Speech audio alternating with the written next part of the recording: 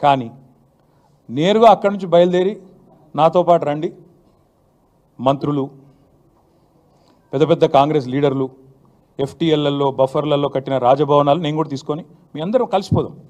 నాతో పాటు మీరు కూడా రండి మీడియా, నేను దగ్గర నుండి తీసుకొని పోతా. నిన్న మొన్నటి నుంచి నేను కూడా చూస్తూ ఉన్నా సోషల్ మీడియాలో ఎట్లా బ్రహ్మాండంగా జూమ్లు పెట్టి మరీ తీసినారు. గూగుల్ ఎర్త్తో అది గూగుల్ మ్యాప్స్ ఏందో కానీ చాలా చక్కగా పెద్ద పెద్ద కాంగ్రెస్ నాయకులు పేర్లు చెప్పమంటారా? రెవెన్యూ మంత్రి గారు పొంగులేటి శ్రీనివాసరెడ్డి గారు, తర్వాత కేవీపీ రామచంద్రరావు గారు, ఆ తర్వాత పట్నం మహేందర్ రెడ్డి గారు ఎఫ్టీఎల్లో, తర్వాత ఇంకెవరున్నారు బా సుఖేందర్ రెడ్డి గారు కౌన్సిల్ చైర్మన్ గారు, తర్వాత మన ఉన్నారు మధు యాష్కి గారు, ఇంకా చాలామంది ఉన్నారు. ఇంకొకటి కూడా ఉంది, రేవంత్ రెడ్డి గారిది కూడా ఏడుందో నేను చూపెడతాను మీకు. మీరు వస్తా అంటే రేవంత్ రెడ్డి వ్యవహారం కూడా చూపెడతా. ఎక్కడుందో మీకు శాటిలైట్ మ్యాప్లు పంపుతా, చూసుకోండి. నేనేమంటున్నా అంటే ఐ వెల్కమ్. ఎక్కడ నా పేరు మీద ఏదో మీడియాలో ఏదో వేసేసి ఏదో జరిగిపోయింది ఏమో అయిపోతుంది ఆడేమైనా తప్పుంటే కొట్టండి, నేను ఎందుకు వద్దంట. వెల్కమ్. నా పేరు మీద ఏ ప్రాపర్టీ లేదు, లీజ్ మీద నేను ఉన్నాను. మా ఫ్రెండ్ నన్ను తిట్టుకుంటాడు కావచ్చు ఈ మాట చెప్పినందుకు, ఇంతెందుకు మాట్లాడినారో నాయన నువ్వు అని, ఇక జీవితాంతం తిడతాడు కావచ్చు, పర్వాలేదు. నేను తప్పు జరిగితే దాన్ని కూల్చడంలో నేను దగ్గరుండి సహకరిస్తా. ఆడికెళ్ళి అట్లే కలిసిపోదాం. అదే హైడ్రానో అమీబానో ఏదో ఉంది కదా, దాన్ని తీసుకొని ఆడికెళ్ళే పోదాం. పోయి సీదా మనం పొంగులేటి శ్రీనివాసరెడ్డి గారితో మొదలు పెడదాం. ఎందుకంటే మంత్రి గారు కదా, వాళ్ళ తమ్ముడు కూడా అక్కడే ఉన్నాడు ఎఫ్టీఎల్లో. కూలగొడదాం. చలో ఒకటే రోజు మనందరం ప్రజలకు పారదర్శకంగా ముందుండి నిలబడదాం. మీరు మేము, నాకు ఎలాంటి ఇబ్బంది లేదు, ఎలాంటి అభ్యంతరం లేదు. If they want to take some action let them take.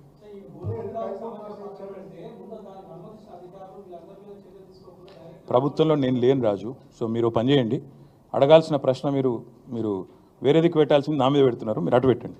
వాళ్ళు ఎవరి మీద యాక్షన్ తీసుకుంటారంటే నాకు అభ్యంతరం లేదు బ్రదర్. అధికారుల మీద తీసుకోమను, ఎవరెవరి మీద తీసుకోమను, నాకేం అభ్యంతరం లేదు. నేను అనేదల్లా ఒకటే, తప్పు నేను చేస్తే కూడా చర్య తీసుకోండి, తప్పు కాంగ్రెస్ వాళ్ళు చేస్తే కూడా అక్కడికి వెళ్ళి సీదా కాంగ్రెస్ వాళ్ళ కాడికి పోదాం. ఆడ మొత్తం ఆ చెరువు చుట్టూ ఎఫ్టీఎల్ బఫర్లు ఏమేమవుతున్నాయో మొత్తం కొలగొడదాం. వెల్కమ్. ఓకే, ఇక ఈ సోది ఎందుకు కానీ బ్రదర్. ఇగో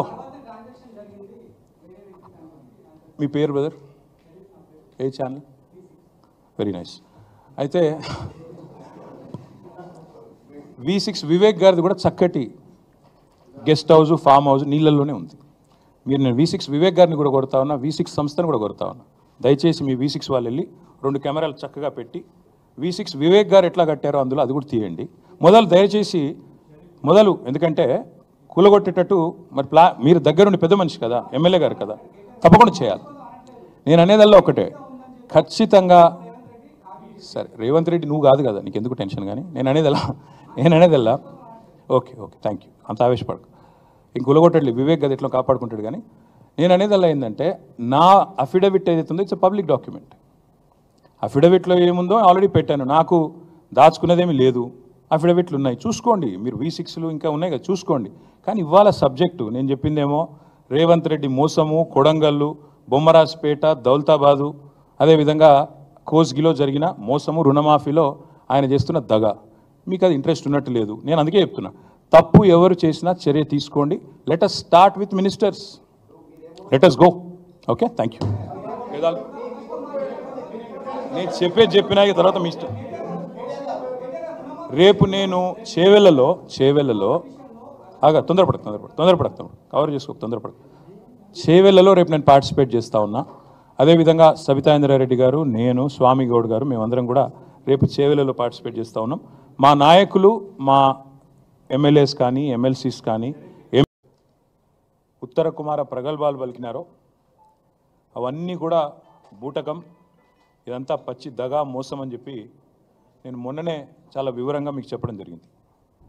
తదనంతరం మొన్నటి పత్రికా సమావేశం తర్వాత కూడా మేము ఆశించాం ప్రభుత్వం నుంచి, నిజాయితీగా ముందుకొచ్చి చేయలేకపోయినాము, మా వల్ల కాలేదు, మేము ఇప్పటిదాకా చేసినవన్నీ కూడా చెప్పినవన్నీ కూడా అర్ధసత్యాలు, అసత్యాలు, మాకు ప్రభుత్వ నిర్వహణ అనేది చేత కావడం లేదు అని కనీసం ఓపెన్గా చెప్పినా చెప్పకపోయినా రుణమాఫీ అనేది మా వల్ల కాలేదు అని చెప్తారేమో అనుకున్నాం.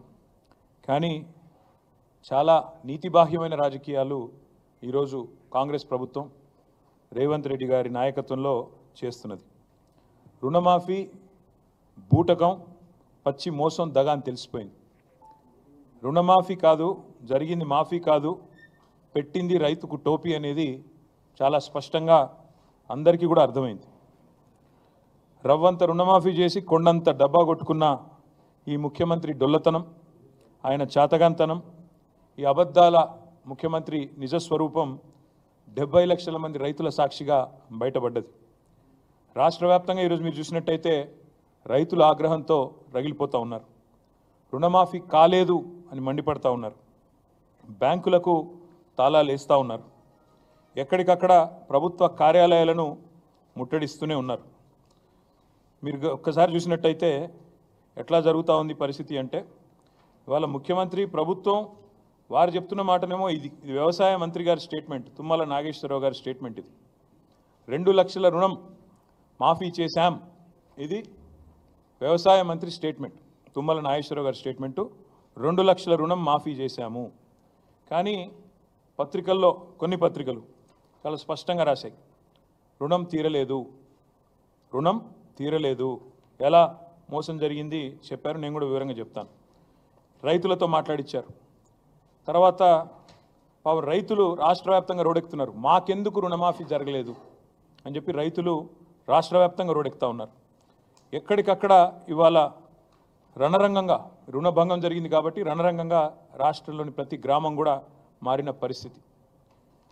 ఇవి మాఫీ మంటలు అనే పేరిట మాఫీ అని చెప్పి మోసం చేస్తున్న వైనం ఏదైతుందో దాని మీద ఒకవైపు, మరొక వైపు ఎక్కడికక్కడ నిరాహార దీక్షలు, ధర్నాలు, నిరసనలు. ఇది ఏ పార్టీ ప్రేరేపించింది కాదు. రైతులు స్వచ్ఛందంగా తమ కడుపు మంటతో ప్రభుత్వ కార్యాలయాల్లోకి, అదేవిధంగా బ్యాంకుల దగ్గర చేరి ఇవాళ ఎక్కడికక్కడ ప్రభుత్వ కార్యాలయాలను కూడా ముట్టడిస్తూ ఉన్నారు. ఇప్పుడు చూడండి, ఇది ఆగని అన్నదాతల నిరసనలు, ఒక ఫుల్ పేజ్ మొత్తంగా ఎక్కడికక్కడ రాష్ట్ర వ్యాప్తంగా రగులుతున్న పరిస్థితి ఇట్లా కనబడుతూ ఉంది. వాస్తవాలు ఇట్లా ఉన్నాయి. 4-5 రోజులుగా ఏ పత్రిక చూసినా, మరి టీవీ చూసినా రుణమాఫీ మీద రగులుతున్న రైతు లోకం, రైతు ఆందోళనలతో అట్టుడుకుతున్న రాష్ట్రం, సీఎం దిష్టిబొమ్మల ఊరేగింపులు, నిరసనలు, ఇవన్నీ కూడా ఒకవైపు కనబడతా ఉన్నాయి. గుండెలు మండి అన్నదాతలు ఆందోళన చేస్తుంటే ఇవాళ పోలీస్ కేసులు పెట్టి, అక్రమ అరెస్టులు పెట్టి చేసి వారిని అణిచివేసే ప్రయత్నం చేస్తూ ఉన్నారు. మీరు ఇది చూడాలా దయచేసి అందరూ కూడా.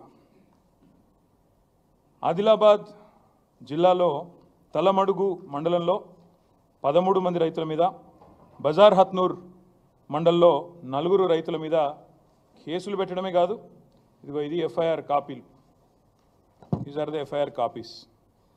ఈ ఎఫ్ఐఆర్లు పెట్టి, కేసులు పెట్టి ఇవాళ రైతులను సాయంత్రం దాకా కూర్చోబెట్టి వాళ్ళ మీద జులుం చేసి ఈ రకంగా గంటలు వేధించి అటు ఇబ్బంది పెడుతున్నారు.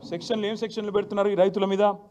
రుణమాఫీ జరగలేదు అని ఆందోళన చేస్తే 7 సంవత్సరాలు శిక్ష పడే విధంగా సెక్షన్ 126, 2 సంవత్సరాలు శిక్ష పడే విధంగా సెక్షన్ 189, 1 సంవత్సరం శిక్ష పడే విధంగా 223. ఇలా చాలా విచిత్రంగా attack on public servants, civil disobedience, ఈ రకమైన కేసులు రైతుల మీద 7 సంవత్సరాలు శిక్ష పడే విధంగా రైతుల మీద కేసులు పెడతా ఉన్నారు. ఇది వాస్తవం, క్షేత్రస్థాయిలో ఉన్న పరిస్థితి. ముఖ్యమంత్రి గారేమో